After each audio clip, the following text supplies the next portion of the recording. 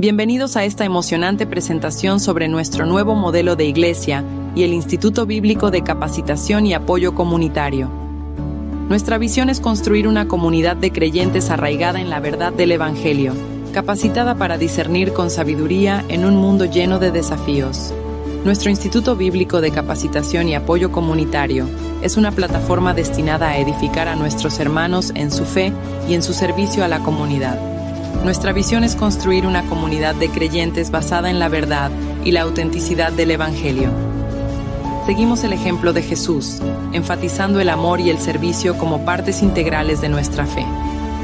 Nuestro modelo incluye la adoración, el discipulado, el servicio comunitario y la capacitación bíblica.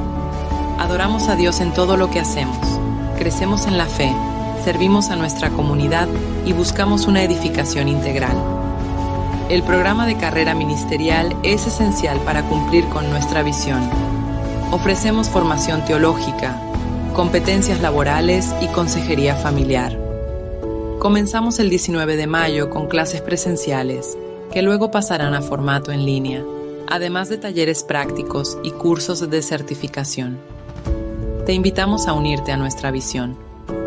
Inscríbete en los programas, involúcrate en los proyectos de servicio y comparte esta misión con otros. Que todo lo que hagamos, lo hagamos para la gloria de Dios.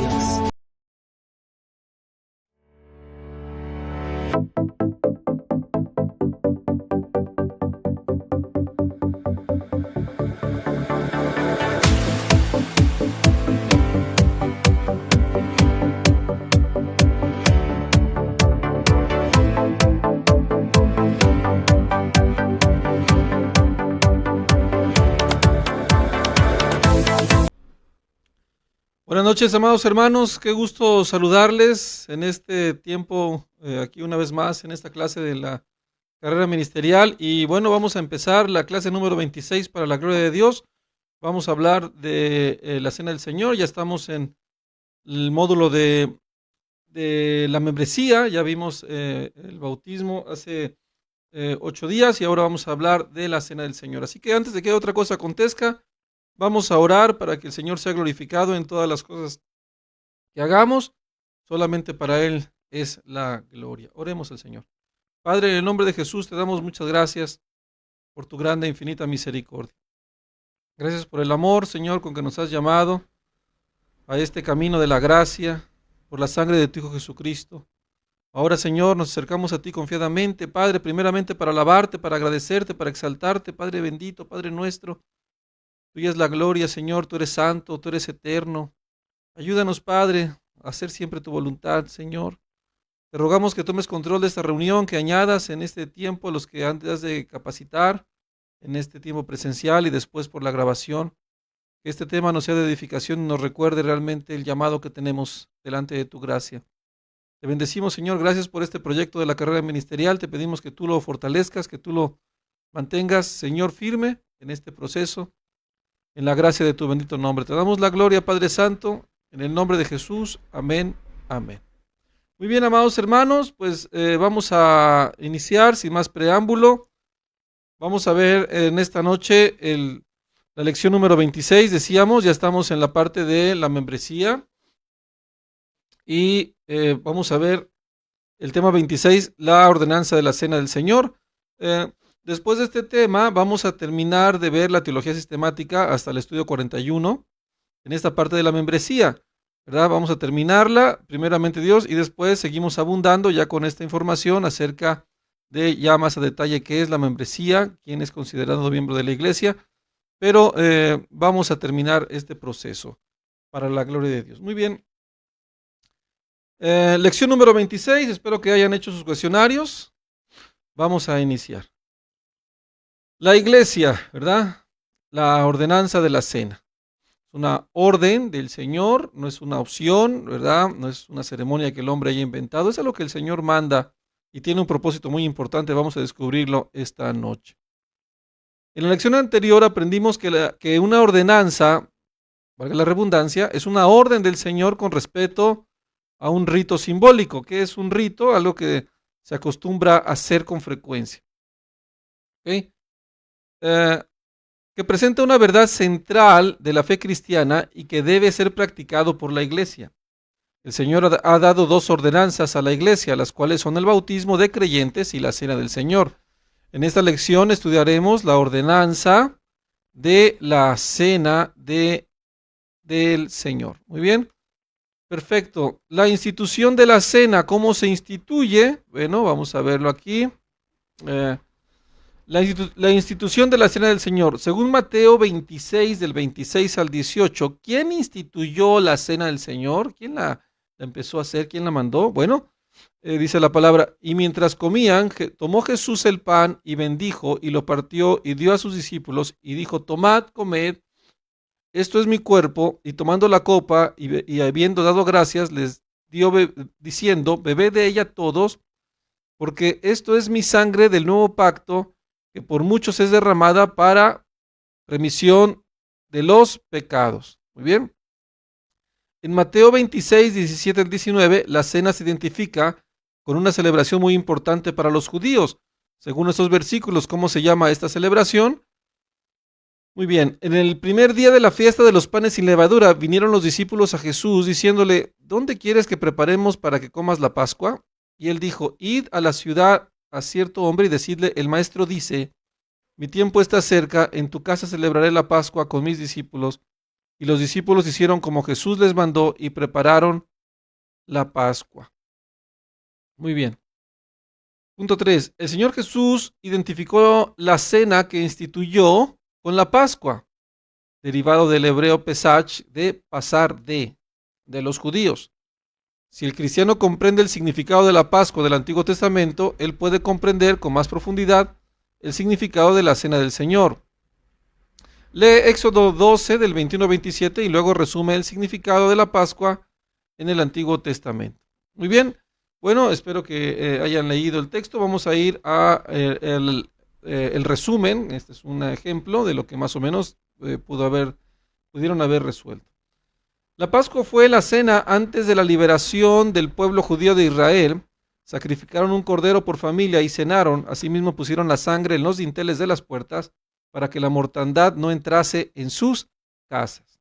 Nota, en la noche antes de la liberación de Israel de la esclavitud de Egipto, el cordero de la Pascua fue sacrificado y su sangre fue puesta en el dintel y los dos postes de la puerta de la casa cuando Jehová destruía en juicio al pueblo de Egipto. Muy bien. Él veía la sangre en las puertas de las casas de los de Israel y pasaba sin entrar. Se puede decir que los de Israel fueron salvados por la sangre del cordero que sacrificaron. ¿Qué enseñan los siguientes versículos con respecto a la sangre de Cristo, nuestra Pascua? Mateo 26, del 26 al 28.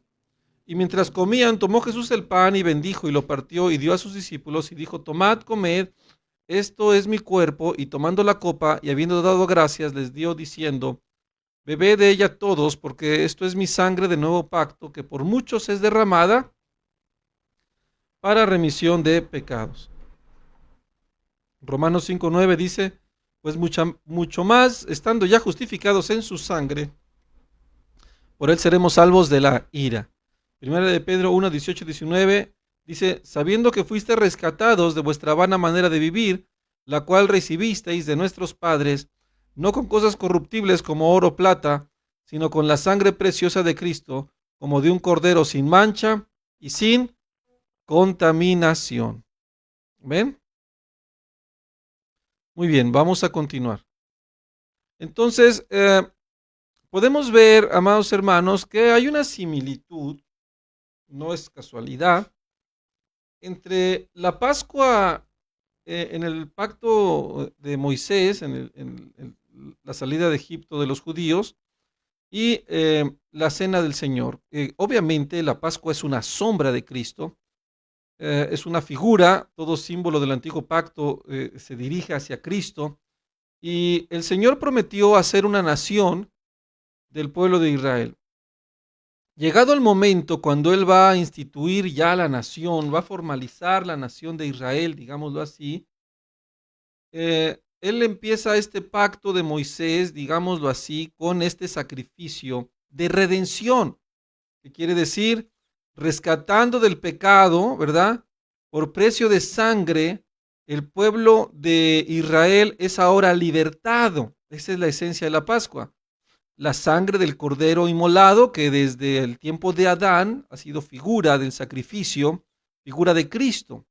Entonces, la Pascua judía se está refiriendo como el inicio, digámoslo así, formalmente del pacto de Moisés, de la consolidación y ya formalmente se inicia la nación de Israel, que esto viene de una promesa dada a Abraham, aunque no es el objetivo, no es el fin en sí, sino también esto es un preparativo para la nación santa constituida ahora por medio de Cristo, y el pacto de la gracia, el pacto actual, sí nos da un antecedente, un ayo para llevarnos a esta verdad. Entonces, la Pascua de Israel, si la definimos, es simplemente el sacrificio con el cual el Señor libera al pueblo de la esclavitud. A través de este sacrificio, el pueblo de Egipto es libre para formar una nación, porque después de ahí ellos salen de la tierra de Egipto y ya se empiezan a constituir una nación con leyes, con estatutos, con ordenanzas como ninguna otra.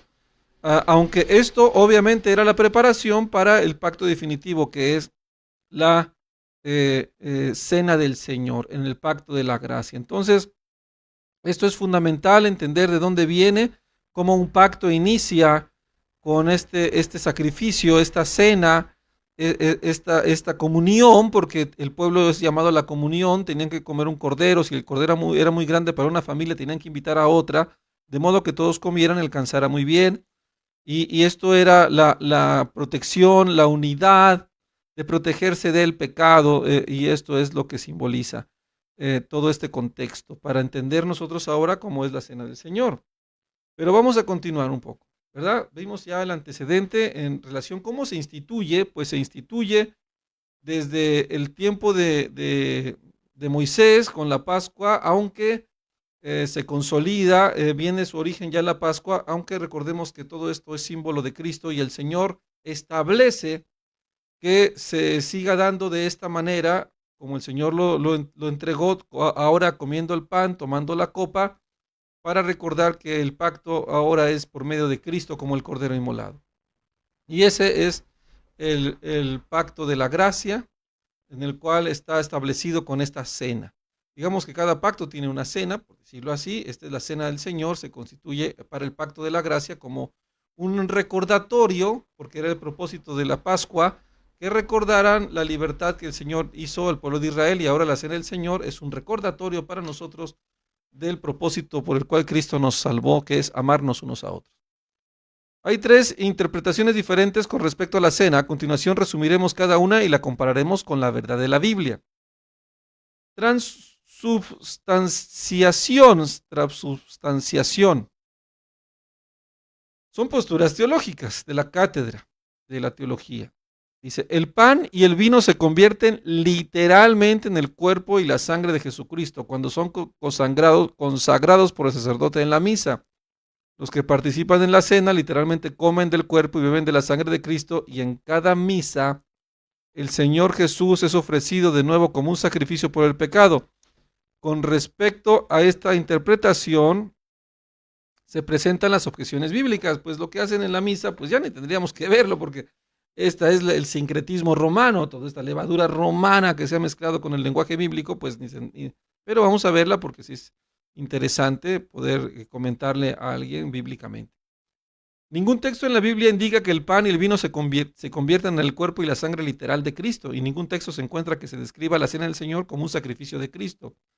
Cuando Jesús dijo, este es mi cuerpo, esta es mi sangre, él estaba hablando en metáforas. Jesús también dijo, yo soy la puerta, yo soy la vid. Juan el Bautista llamó a Jesús el Cordero. ¿Se debe interpretar esas declaraciones literalmente también? Bueno, pues por supuesto que no, ¿verdad? Vamos a continuar. Si el pan y vino se convierten en el cuerpo y sangre de Jesús, entonces la participación del creyente en la misa se contradice con otras prohibiciones que acto prohíben Levítico 17:10 y Hechos 15:28-29, pues si cualquier varón de la casa de Israel o de los extranjeros que moran en ellos comiera alguna sangre, yo pondré mi rostro contra la persona que comiera sangre y la cortaré de entre su pueblo. porque ha parecido bien al Espíritu y a nosotros no imponernos ninguna carga más que estas cosas necesarias, que os tengáis de lo sacrificado a los ídolos, de sangre, de ahogado y de fornicación, de las cuales cosas si os guardareis bien hacéis, pasadlo bien. Muy bien. Recordemos en Juan, en el capítulo 6, cuando los discípulos de Jesús, el Evangelio de Juan, cuando los discípulos de Jesús se vuelven atrás, el Señor Jesucristo dice, si no comieres mi carne y no bebieres mi sangre, no tendrías parte conmigo. Entonces los discípulos lo toman literal, dijeron, tenemos que tomar la sangre del Señor, la sangre. Entonces ellos recuerdan este pasaje de Levítico, y es por eso que dicen, dura palabra es esta, ¿quién la puede soportar?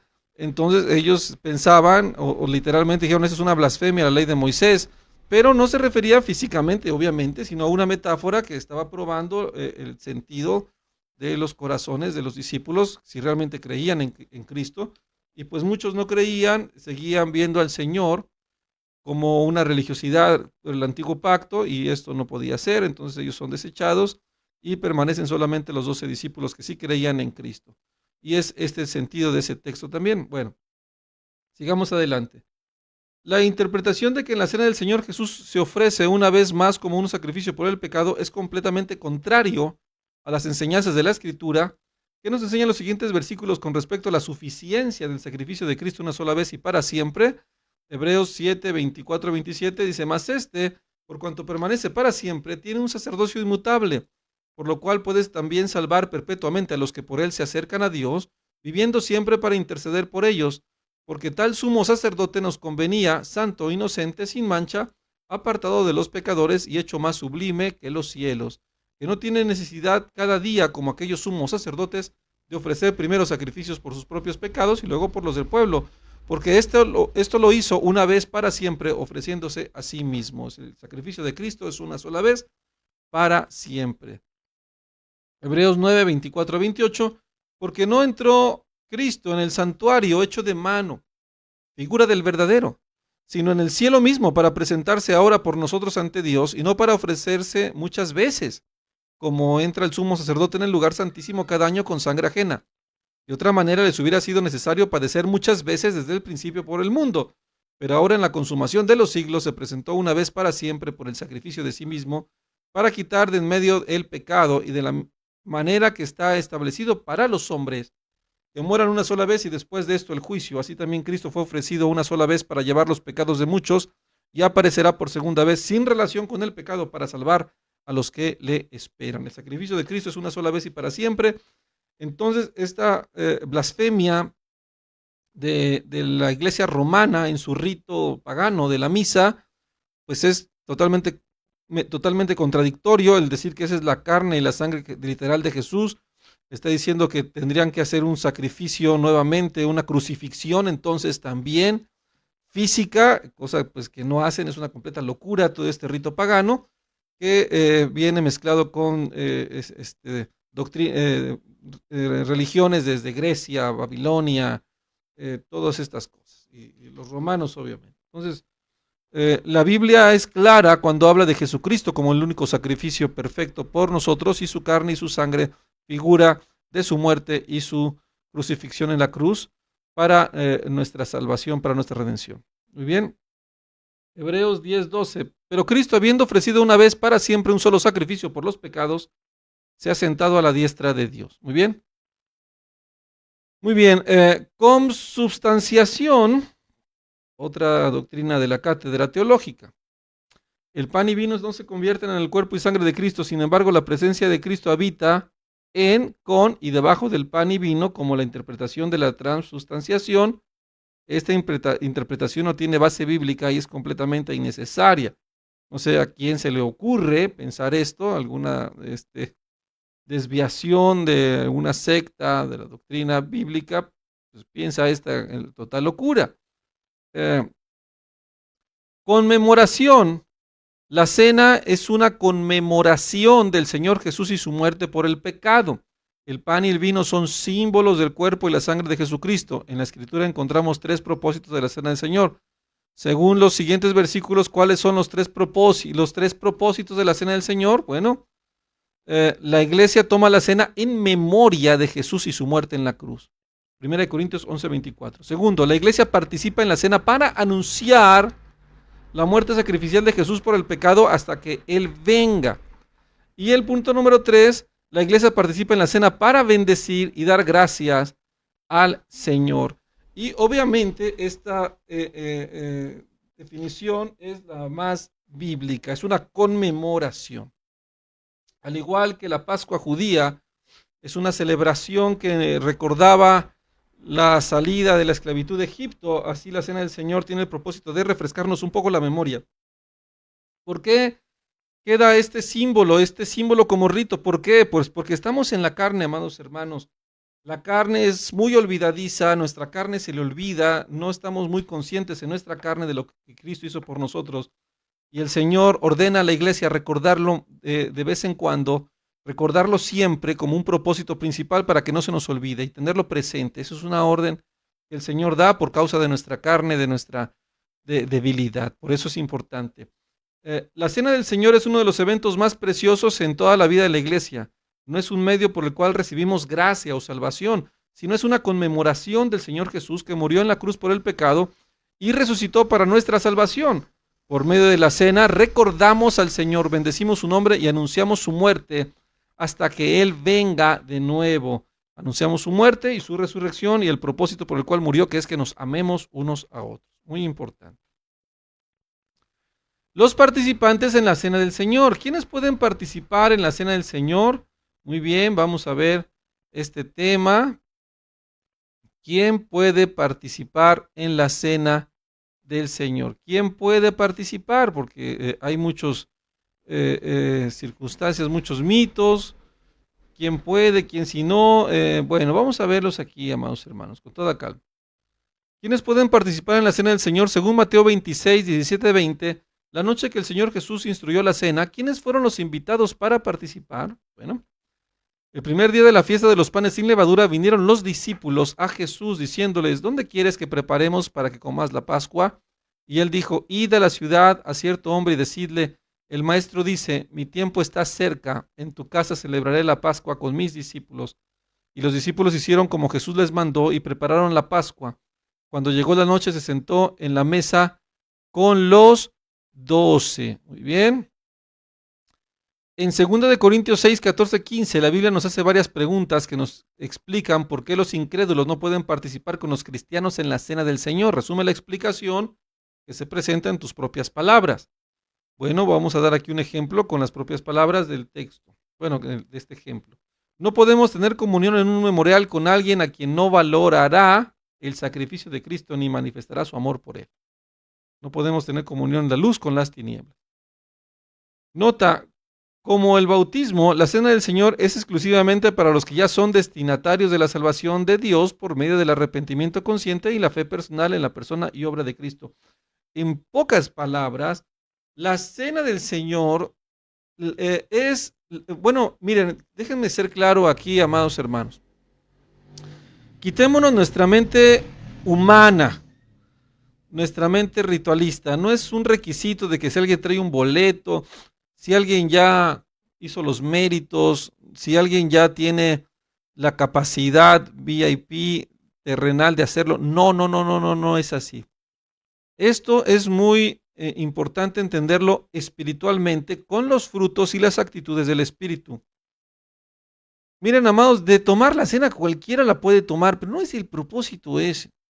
O sea, hemos dejado atrás, de alguna manera, la intervención humana en el discernimiento de quién puede o no tomar la cena. Nosotros pensamos lo bueno, persuadimos en esta doctrina de forma verdadera, pero no vamos a estar revisando si sí o si no la persona valora la cena.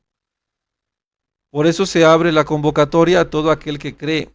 Pero sí es muy importante entender cuál es la evidencia, que esto es fundamental, la manifestación espiritual, voy a decirlo con esta palabra, la manifestación espiritual en la vida de un creyente preparado para tomar la cena. No se trata de estar listo para el requisito, no. Se trata de aprovechar lo que la cena es, disfrutar lo que la cena es, entender lo que la cena es. No se trata de decir, estoy listo, yo soy calificado porque me bauticé, tengo 3 insignias de oro y puedo tomar la cena, y si la tomas no la valoras, eso no te va a servir. La situación aquí es espiritual y es algo exclusivo del Señor en la verdad de su espíritu, porque el espíritu es verdad. La persona que la puede tomar, pero no como un requisito, sino como un disfrute, sino una validación verdadera de fe que le cuenta para vida eterna, es esa persona que es calificada como un discípulo. ¿Cuáles son los requisitos del discípulo? El discípulo es aquel que ha dejado todo por el Señor, que está enamorado del Señor, que tiene prioridad aprender del maestro. Ese es el discípulo.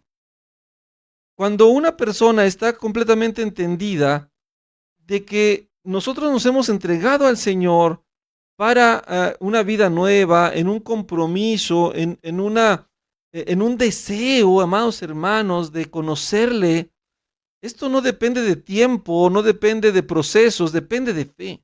Puede ser que una persona haya llegado 2 días a la iglesia y tenga esta fe, esta convicción de dejar todo por Cristo, este amor incesante, y diga: yo quiero participar, yo quiero recordar lo que Cristo hizo por mí en la cruz, y puede tomar la cena porque está demostrando una actitud que de por sí solamente es dada por el Espíritu.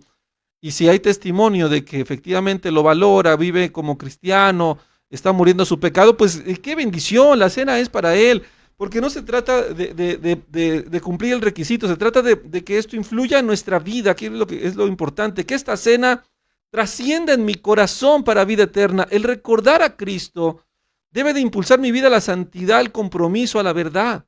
Recordar su muerte, su resurrección y la segunda venida que va a tener, que Él regresará, deben de impulsar mi santidad, afianzar mi compromiso, fortalecerme en la comunión con Él. Ese es el propósito de la cena. Recordar, ¿para qué queremos recordar? Recordar para vivir, para afianzar, para poder retomar el rumbo, para poder confirmar mi devoción, confirmar mi fe. Mucha gente toma la cena, come el pan, la galleta y no entiende, no quiere servir al Señor, no son verdaderos discípulos. Deberían de tomarla, pues la deberían de tomar, pues no la deberían de tomar porque no les está aprovechando. Sin embargo, pues tienen que darse cuenta ellos mismos de eso. De poderla, voy a decir humanamente, de poderla se puede. ¿Te va a aprovechar espiritualmente? Esa es lo triste. Y no se trata de decir: yo no soy digno para tomar la cena. Ay, ya no soy digno porque me porté mal, porque no me he examinado y mejor no la tomo. Pues tampoco te va a aprovechar porque quiere decir que no hay la esencia del discípulo. ¿Cuál es la bendición de la cena? El acto de ser un discípulo, de estar realmente enamorado del Señor. Eso es fundamental y lo vamos a ver aquí más adelante. Muy bien. La preparación personal para la cena. No es una cosa de un evento y ya, es una cosa hermosa que uno se prepara. Cuando uno se convierte en verdadero discípulo, agarra parejo. O sea, agarra parejo. Yo estoy enamorado del Señor, me bautizo, tomo la cena, leo la Biblia, muero a mi carne, obedezco al Señor y no hay quien me diga que no. Yo aunque me diga: pues tengo un poco tiempo, pero yo amo al Señor, yo quiero hablar de Cristo, predicar el Evangelio, leer la Biblia. ¿Qué te detiene? Nada. El fuego del Espíritu de Dios actúa en tu corazón. ¿Qué te impide? Nada. ¿Qué te impide que seas bautizado? Nada. Lo que te impedía ya lo dejaste fuera, que es el pecado. Eso se impide.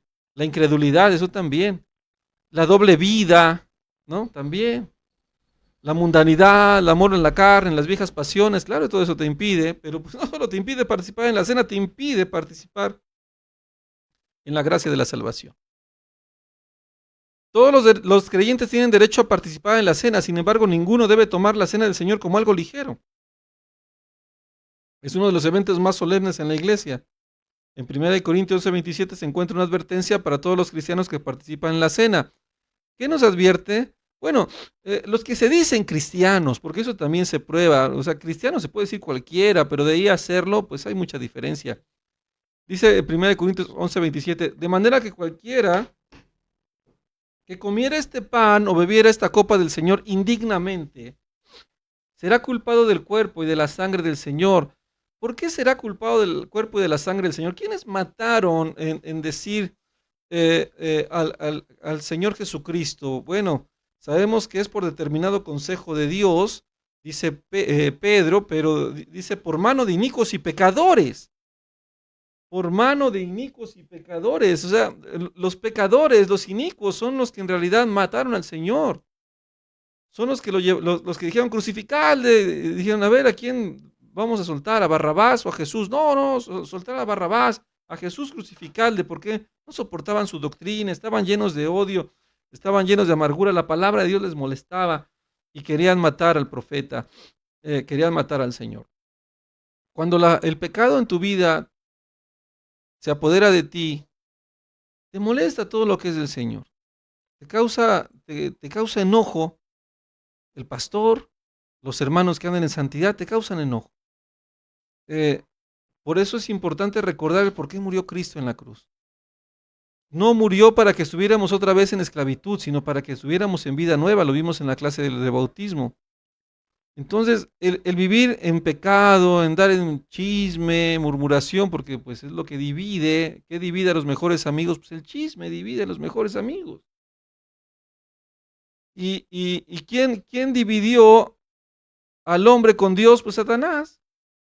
¿Quién dividió a la iglesia de Cristo? Pues el pecado, el mundo.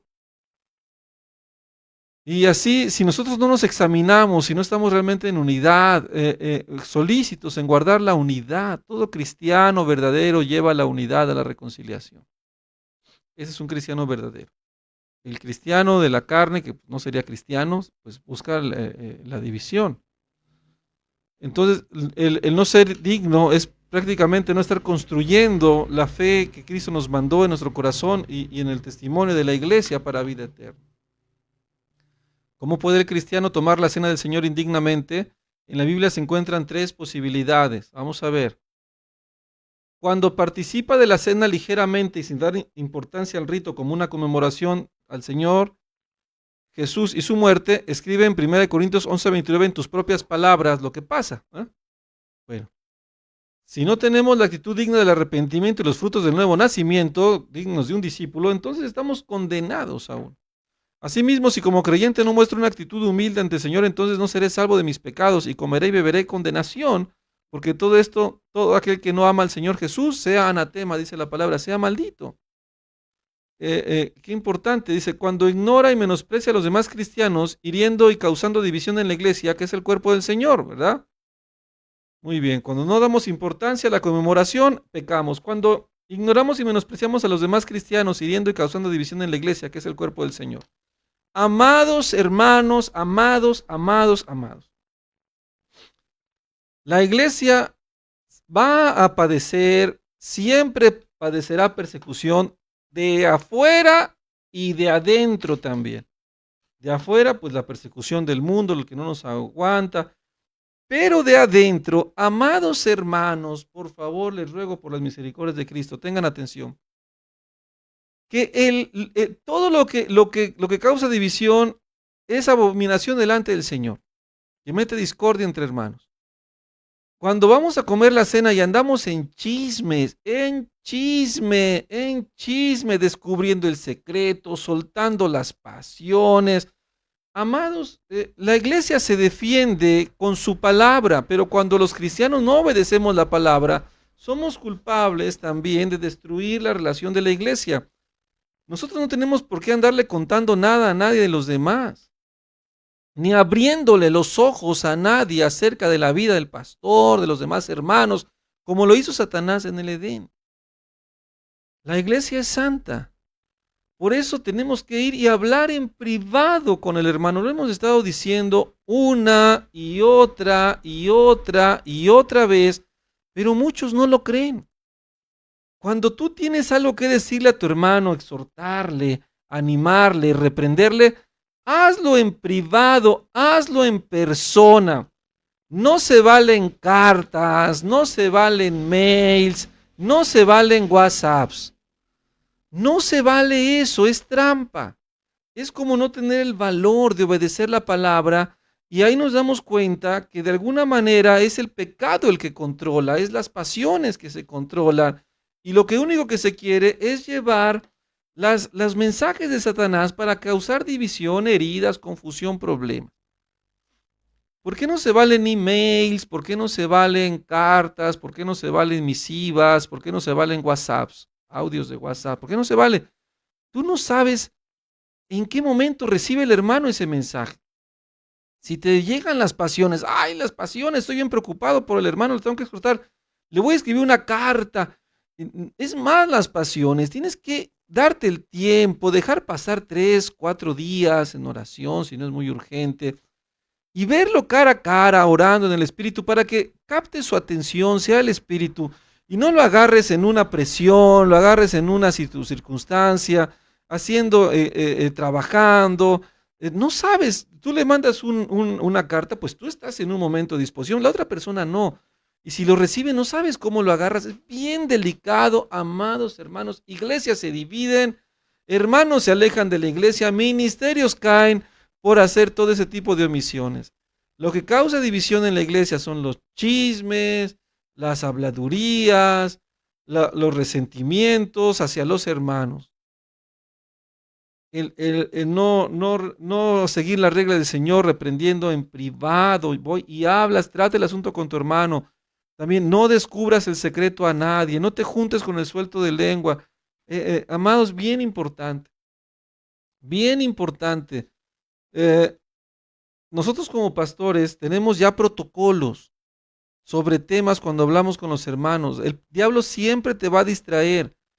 Tú vas a hablar de una manzana y sales hablando de los coches, de la luna y de todos los hermanos. Eso no puede ser. Tú llevas a la persona ahí.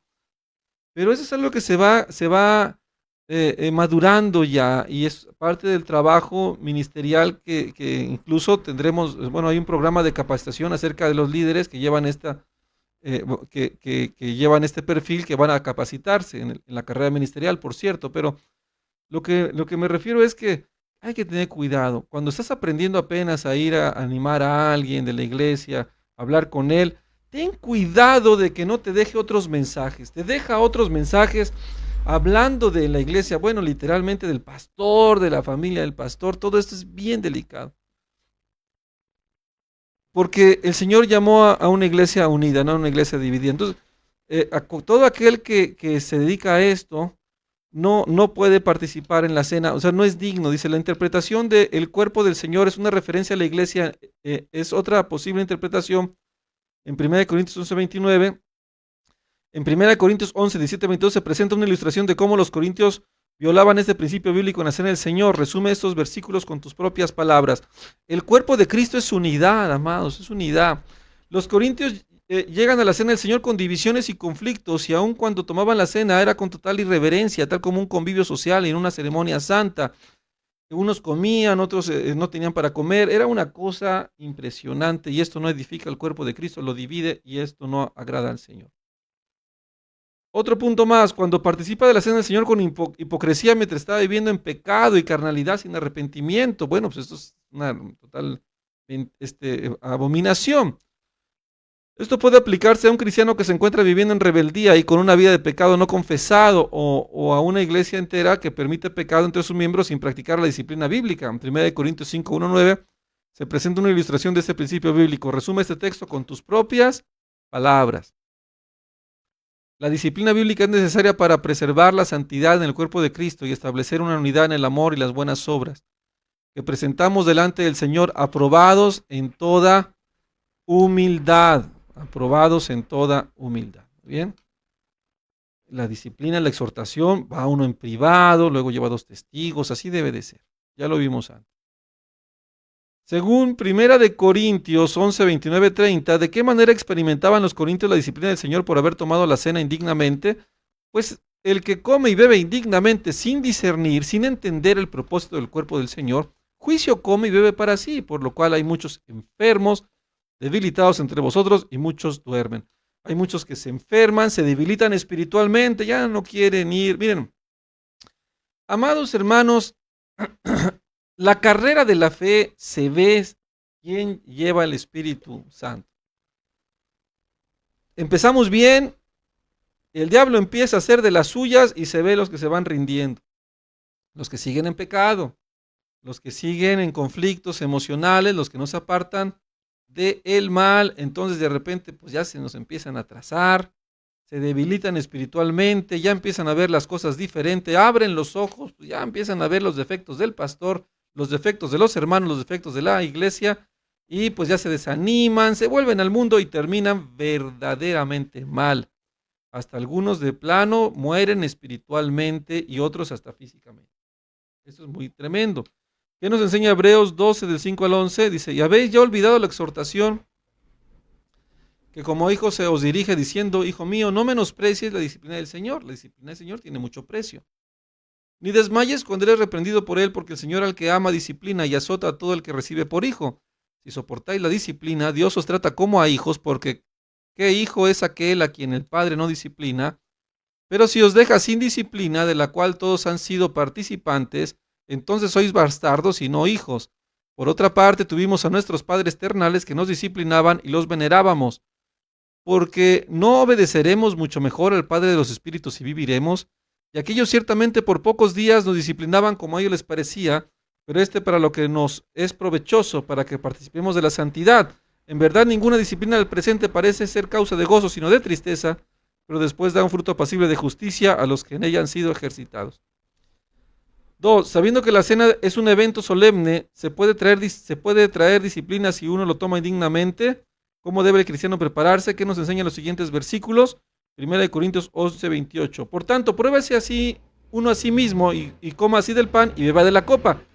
Amados, lo que queremos, sabemos que el cristiano peca, pero el verdadero cristiano confiesa su pecado y se arrepiente. No es condenar a nadie, ni tú te estás tomando indignamente, vas a morir, vas a enfermar. No, queremos que haya santidad, queremos que haya arrepentimiento, queremos que la iglesia se fortalezca con la verdad de la palabra. Por eso estamos haciendo esos estudios, para conocer la verdad y la verdad nos hará libres. Es importante arrepentirse, examinarme, y si yo soy partícipe de chisme, de indignamente, traigo pecado oculto, pues lo que quiere el Señor es arrepentimiento. Y en el arrepentimiento, en la disposición de la gracia, uno puede tomar el pan que representa a Cristo, que es la salvación. Cristo es el Salvador. Tomar el pan y beber la copa representa la salvación y la fe en Cristo Jesús, que trae arrepentimiento, que trae vida nueva. Recordemos que el bautismo es símbolo de participar de la muerte, de la sepultura y resurrección de Cristo, y la cena del Señor es símbolo de permanecer en Él hasta que Él venga en ese amor que nosotros confesamos. 1 de Juan 9, si confesamos nuestros pecados, Él es fiel y justo para perdonar nuestros pecados y limpiarnos de toda maldad. Muy bien, amados hermanos, pues hemos terminado ya la presentación de este tema. Qué bendición, un saludo a los hermanos que están conectados, gloria a Dios, qué bueno, amados hermanos. Felicidades, que siguen comprometidos con su crecimiento espiritual, que el diablo no los ha engañado, no los ha desviado. Qué bueno los que van a ver en la repetición, espero que sí vean la repetición de la clase. Amados hermanos, no os hagáis, te vas a dar cuenta que estás haciendo mal, que algo está mal en tu vida cuando ya no hay esa pasión, que ya no hay ese deseo por venir a tu curso, por estar aprendiendo. El diablo es muy astuto, el diablo es muy mañoso, pero nos damos cuenta porque aquí el juez es el fruto, ¿verdad? El juez es el fruto. ¿Quién está? Gloria a Dios. ¿Quién no está? Tiene que examinarse y hay que estar orando por esos hermanos para que salgan de sus conflictos en sus corazones, le echen ganas, vengan al arrepentimiento, afiancen la gracia y la fe en Cristo, pudiese ser, y no sean distraídos en los propósitos eternos en Cristo Jesús para perseverar en la gracia y el amor del Señor. Así que ánimo, amados hermanos, sigan adelante en sus cuestionarios. Vamos en el cuestionario número 26 de 41, nos faltan menos. Hay que proponerse terminarlos en tiempo y forma, pero es muy importante la forma y debe ser en santidad, en fe y en gratitud hacia el Señor. Muy bien, vamos a terminar aquí, amados hermanos. Oremos al Señor para terminar este tema para la gloria de Dios. Padre, en el nombre de Jesús te damos gracias, Señor, por este tema tan hermoso, tan importante acerca de la gracia de la cena. Ese acto de amor donde podemos recordar el propósito por el cual nos salvaste, que es consagrarnos en cuerpo y alma a ti como verdaderos discípulos, Señor, permanecer en la búsqueda de la salvación, en afianzar nuestros corazones a ti y vencer los retos de esta carne que nos quieren obstaculizar el camino de la gracia. Ayúdanos a permanecer, Señor, te pedimos que por favor permitas que sigan los hermanos comprometidos con su crecimiento espiritual. Quita las adversidades del pecado, y ayúdanos a conformarnos más a ti en la gracia y la misericordia en Cristo Jesús. Te bendecimos, Señor, te exaltamos y te rogamos, Padre Santo, que seas tú propicio a nuestros pecados, propicio a nuestras rebeliones, nos concedas la gracia y el amor en la fe que es en Cristo Jesús. Te damos la gloria, Padre bendito.